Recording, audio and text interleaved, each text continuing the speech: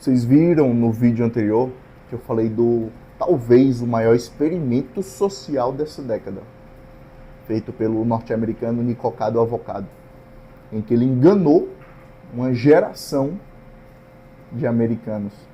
Enganou. E talvez ele tenha gerado uma dezena de milhares de obesos que não conseguirão emagrecer mais e perpetuarão nesse problema de saúde para o resto da vida, apenas gravando vídeos para o YouTube. Se você tem interesse em saber mais dessa história e quer acompanhar, vai lá no vídeo anterior.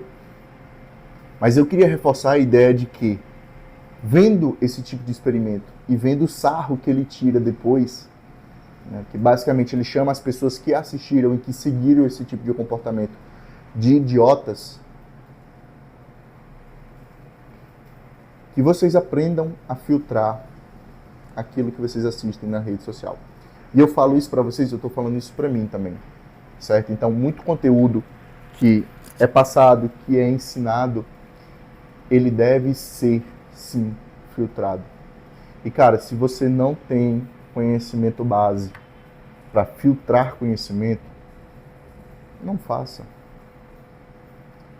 Então, no vídeo passado eu citei os podcasts que falam abertamente de doses, os atletas vão lá, têm essa liberdade de contar o que faz no ciclo, de contar o que faz em uma preparação. E, do meu ponto de vista, eu acho isso muito interessante, porque era um conhecimento que eu não consigo ter em livros, eu não consigo ver na aula. Na USP eu não vou aprender isso daí, por mais que seja o maior programa de especialização médica da América Latina. Isso é uma coisa à parte, né? Então, eu acho muito legal ver esse tipo de podcast, entender o que os atletas fazem e já pensar o que é que eu, como médico, poderia fazer para esse tipo de atleta para tentar manter a saúde dele o melhor possível, mesmo respeitando as limitações, entre aspas, que seriam as competições e o uso abusivo de hormônios, mas respeitando essas prerrogativas do atleta. O que é que eu poderia fazer para controlar os danos? Então, para mim, esse tipo de podcast é muito bom, porque eu sei o que o atleta faz.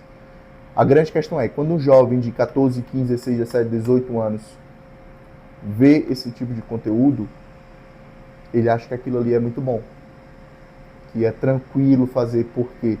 Porque o atleta está fazendo aquilo ali há sei lá quantos anos, está com 130, 140 quilos, está vivo, está com notoriedade, está ganhando patrocínio de dezenas de milhares de reais, está investindo 20, 30, 40, 50 mil no shape por mês. E aí, cresce o olho do jovem. Mas o jovem não lembra que a realidade dele é um pouco diferente da desse atleta. Primeiro, em questões de genética, né? Muitas vezes esses atletas que aparecem na grande mídia são pessoas que têm uma genética tanto para ganho de massa muscular quanto para resistência de colaterais. E isso eu posso afirmar com toda certeza, é uma minoria da população que tem essa genética. É uma minoria. A maior parte das pessoas que me procuram, dos clientes que eu tenho, usam uma dura por semana e o hematócrito vai para 58. Usam uma dura e uma deca por 3 meses, um ciclo padrão de 12 semanas, e o cara apresenta insuficiência cardíaca. É o cara que usa 2 duras por semana e a PA fica de 180 a 190. Estourada a pressão arterial. Essa é a maioria. A minoria é que vai aparecer nesses podcasts. A minoria é que você vai ver na grande mídia. Por quê? Porque os que tentaram copiar e fazer igual e não tem essa genética privilegiada para tolerar os colaterais, pararam no caminho. Seja porque deu muito ruim e a partir de então ele não consegue mais competir, não tem saúde para isso, ou porque ele teve um desfecho pior, que é o que a gente está vendo atualmente no fisiculturismo. E eu lembro que eu assisti um vídeo do Rodrigo Góes falando que ia gravar um vídeo por mês sobre atletas de fisiculturismo jovens que vieram a falecer. Eu garanto que agora ele vai gravar um vídeo por semana. E logo menos vai ser um vídeo dia sim, dia não, e depois um vídeo por dia sobre essa temática. E eu volto a bater na tecla do vídeo anterior. Esses atletas que vocês assistem, e poucos deles mostram como é o background, certo? Poucos, como o Rafael Brandão, que eu respeito muito, ficou pronto o meu pão. Eu tenho que comer 14 fatias, então eu vou encerrar esse vídeo mais rápido. Mas poucos atletas como Rafael Brandão, que eu respeito muito e admiro, eles mostram, indo na consulta com o médico do esporte, ele mostra nos seus vídeos, fazendo os exames, fazendo o tratamento de saúde. Agora, no mais recente que ele fez, foi no tratamento da fertilização, né, junto com a Karen, para ter a filha dele, que deu super certo. Mas viu quanto ele gastou no vídeo? 50, se eu não me engano, foi 50 ou foi 70 mil reais. O afegão médio não tem 70 mil reais para gastar, para fazer uma fertilização. Ele deixou um Corolla seminovo, um Honda Civic, para ter um filho. Mas por que ele pagou? Porque ele tem. E o afegão médio não vai ter.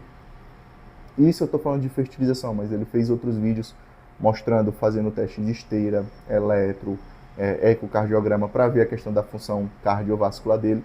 E certamente ele gastou uma nota. Talvez não porque ele tem uma grande mídia, então pode ser que ele tenha feito parceria. Mas se você não tem a grande mídia como ele, você vai ter que ter dinheiro. Porque ali foi por baixo, aqui em São Paulo, que ele gastou naquele único dia 3 mil reais. 3 mil reais para fazer aquela série de exames, ter consultas e tudo, ele gastou pelo menos 3 mil naquele único dia. Isso sem falar dos acompanhamentos e retornos que ele vai ter a cada 3, 6 meses, eu não sei como é que está o estado de saúde dele, e das medicações.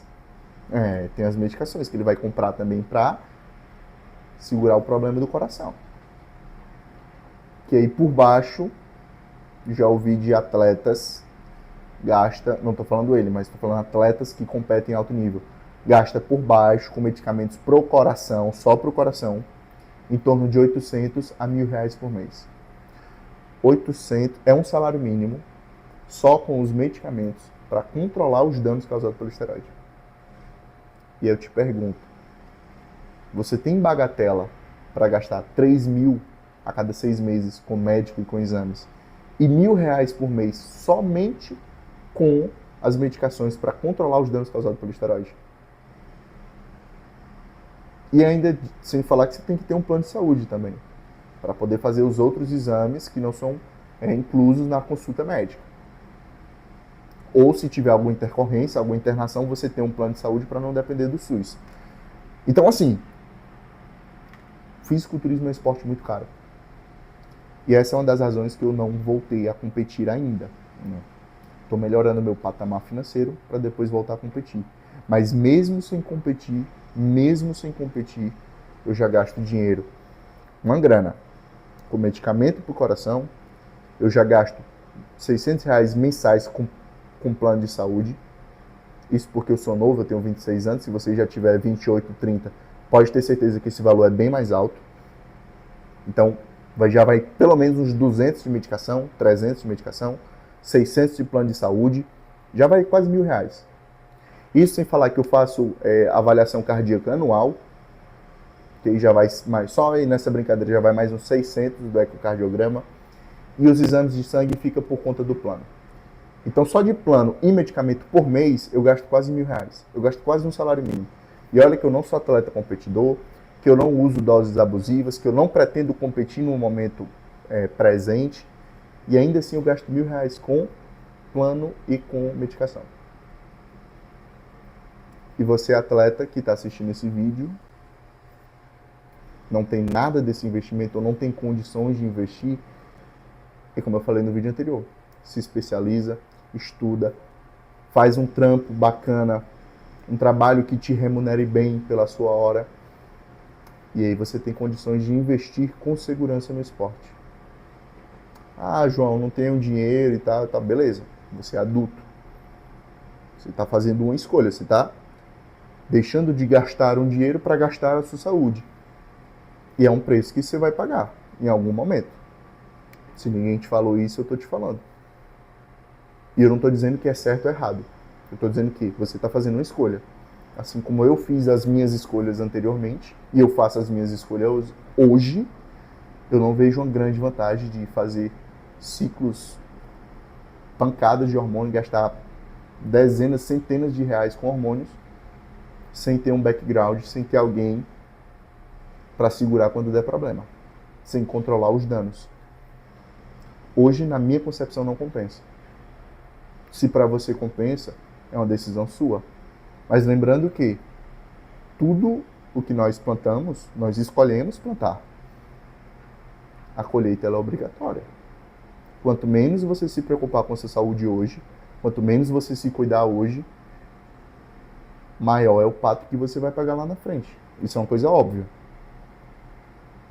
Então, esses grandes atletas que vocês assistem, esses caras gastam uma nota, 2, 3 salários mínimos por mês, só com questão de saúde. Não tenta copiar protocolos deles, não tenta copiar estilo de vida, cara, é outro patamar. O afegão médio, vou repetir, trabalha, treina, estuda, não vive só do esporte. Não tem um patrocínio que vai bancar 50, 40 mil reais por mês só de shape, só para manter o shape. A maioria dos brasileiros não é assim. Estou dizendo que se você não fizer isso, você não vai ser um grande atleta? Não, tem atletas que conseguem. Tem atletas, como eu falei, que tem a super genética privilegiada, que ganha muito músculo e tolera muitos colaterais. E aí, bota o pé no acelerador e quando vai fazer os exames, está relativamente ok. Mas isso é a minoria. Minoria. Não é o que chega pra mim. O que chega pra mim, cara, é bem ruim. Né? E a gente tenta tratar. E muitas vezes vem numa condição que já não é mais reversível ao que era antes. A gente só vai tentar impedir que piore. Então, mais uma vez, mais um vídeo informativo. E se você quiser saber sobre os danos causados pelo esteroide, eu tenho uma série de 3 vídeos explicando como que acontece, a fisiopatologia, como a gente dar o diagnóstico de um coração insuficiente pelo uso de esteroides, uma cardiopatia pelo uso de esteroides, e como a gente faz o tratamento. Lembrando que esses 3 vídeos não são, de forma alguma, uma indicação do que você deve fazer sozinho. Se você não tiver um bom médico que vai saber interpretar os exames, primeiro vai saber dar o diagnóstico, vai saber pedir os exames, interpretar os exames e escolher a melhor medicação para você, e você quiser ver vídeos de TikTok falando que tal medicação protege o coração, tal medicação afina o sangue, você está entrando na estatística. Porque, desculpa, eu sou um cara que eu estudo muito sobre esse tema. E mesmo assim eu ainda tenho uma série de dúvidas. E vocês procurarem pessoas, e vão encontrar pessoas que têm uma série de certezas na internet, é colocar a saúde em jogo. Colocar a saúde sua em jogo. E é que eu volto àquele ponto. Eu não estou dizendo que é certo ou errado. Eu estou dizendo que você está comprando um risco.